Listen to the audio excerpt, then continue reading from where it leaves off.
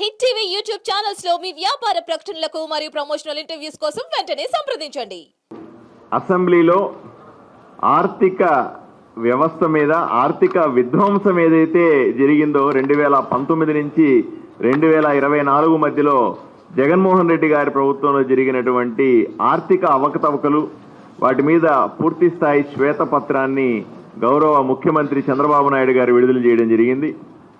ఇది చాలా దుర్మార్గమైన అంశం. ఈ శ్వేతపత్రాన్ని చూసినటువంటి ఎమ్మెల్యేలందరికీ కూడా తీవ్రమైన నిరాశ మేలుగది. హలో, ఈ శ్వేతపత్రం చూసిన తర్వాత అసెంబ్లీలో మా అందరికీ కూడా తీవ్రమైన నిరాశ వచ్చింది. అధికారంలోకి వచ్చినాం కదా, ఎమ్మెల్యేలు అయినాం,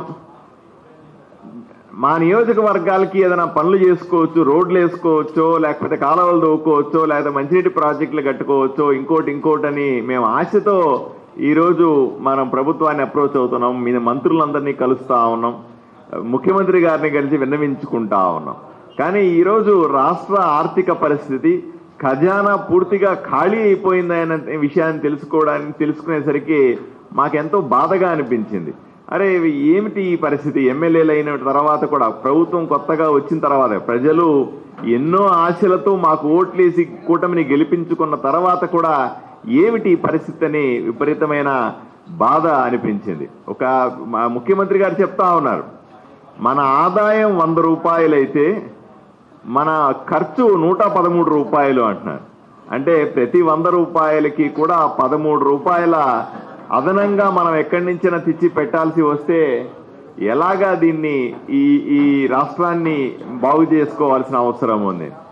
అప్పుల విషయానికి వస్తే అప్పులు 9,64,00,000 కోట్ల రూపాయల వరకు కూడా 74,000 కోట్ల 9,74,00,000 కోట్ల వరకు అప్పులున్నాయని మనకు తేలింది.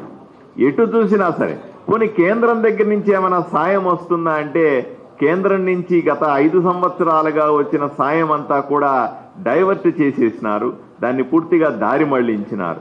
ఈ రకంగా ఆర్థిక విచ్ఛిన్నం, పూర్తిగా 1 రూపాయి కూడా ఖజానాల్లో లేని పరిస్థితి. అంతెందుకు, ప్రతి నెలా సరే తప్పనిసరిగా అప్పులు కానీ వడ్డీలు కానీ కట్టాల్సిన పరిస్థితి.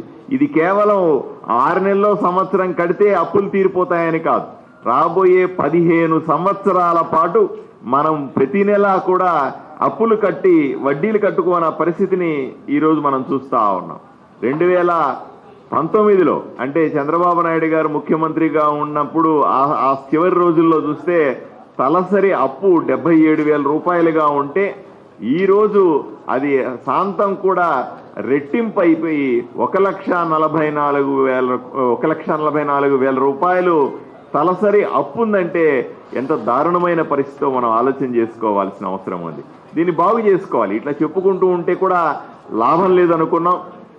ఏదో ఒక మార్గాల్లో 1కి 10 సార్లు ఆలోచన చేసుకుని దీన్ని బాగు చేసుకోవడానికి, ఈ రాష్ట్రాన్ని అభివృద్ధి పరుగులు పెట్టించడానికి కొత్త మార్గాల్ని వెతుక్కొని కేంద్ర సాయం తీసుకుంటూనే, ఒకవైపున సొంత కాళ్ళ మీద నిలబడుకుంటూనే ప్రజలకు భరోసానిస్తూ రాష్ట్రాన్ని ముందుకు నడపాలన్న విషయం మీద ఒక మంచి అవగాహనకు వచ్చారు. ఎమ్మెల్యేలకు కూడా అర్థమైంది. ఇప్పుడు మనం చేసుకోవాల్సిన ఎక్కువ డబ్బులు ఆశించి పెద్ద నిధులు వస్తాయి, పెద్దగా ఖర్చు పెట్టి గ్రామాలని కానీ లేదా నియోజకవర్గాలను అభివృద్ధి చేసుకోగలమనే పరిస్థితిలో నుంచి ఈరోజు నిలదొక్కుకోవాలి.